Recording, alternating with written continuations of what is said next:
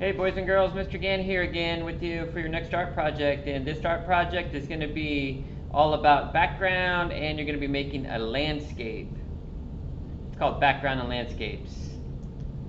A background is the area behind the subject of your art, or in this case it's simply the subject of the picture. And this is a really simple background. It just has sky, it has a section that would be like a hill, and then it has a section that would be like sand or just the ground. A landscape is a natural area, often the subject of traditional art and photography, like this one here that I got on the internet. And basically what we're going to do is we're going to talk a little bit about the background, and also we'll be using a landscape.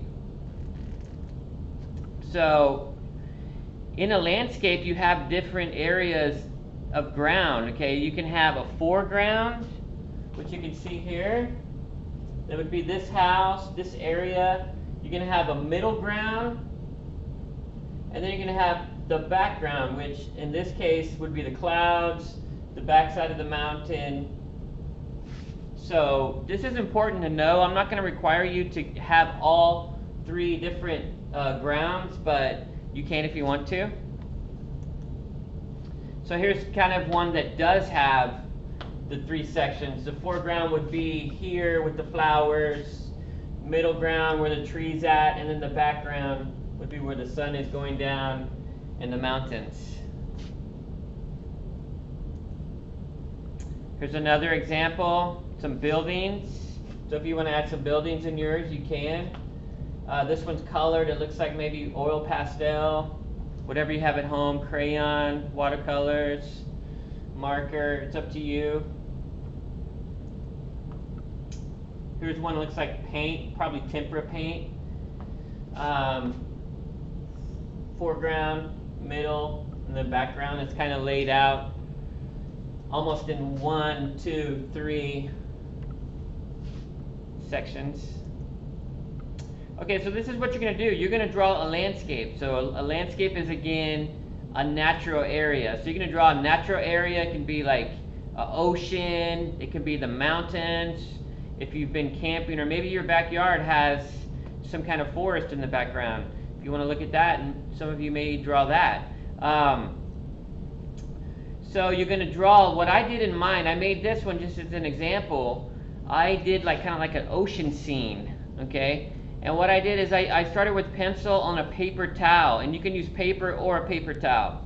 I used a paper towel because I was going to use watercolors, and watercolors, it's kind of cool to paint on top of a paper towel. So my paper towel didn't have any design on it. I drew this real simple picture, and what I did is after I drew it with pencil, I traced over it with glue, okay? Then I had to sit and let it sit for a long time. So if I worked on it one day, you may want to, if you want to use glue to outline your pencil marks, you can. You're going to have to let it sit for a while, like maybe like 6 hours. That's about 4 or 5 hours at least. Or you can work on it the next day. So I did the gluing, I let it dry, and it's kind of hard to see right now because it's on the projector, but when I started painting it, so what I did is I was just water, lots of water with the watercolors. Watercolors like water, that's why they're called watercolors, okay? So I put lots of water, more water with the watercolors. I was doing blue and green, what I wanted to make the water. Then up here I started to do the sky. I left some clouds white because a lot of times clouds are white and then the sky around it is dark. So I was just painting. I just used like 3 or 4 colors in the whole picture. As you'll see the next picture, I added the grass, kind of a mountain. This is supposed to be a lighthouse, a little sailboat. And then you can see where the glue was at. It's white. So the white part is where the glue, where I had put the glue. So if you want to try something like that, you can. You don't have to. You can do one more like the other ones that we saw, where they're just incorporating foreground, middle ground, or background, or you can just do middle ground and the background in a landscape. Let's see here. The last thing I'm going to show you is share your art with a family member.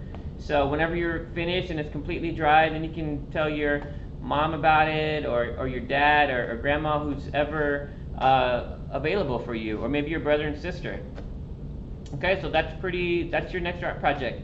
I look forward to looking at them on Schoolology, please. Thank you.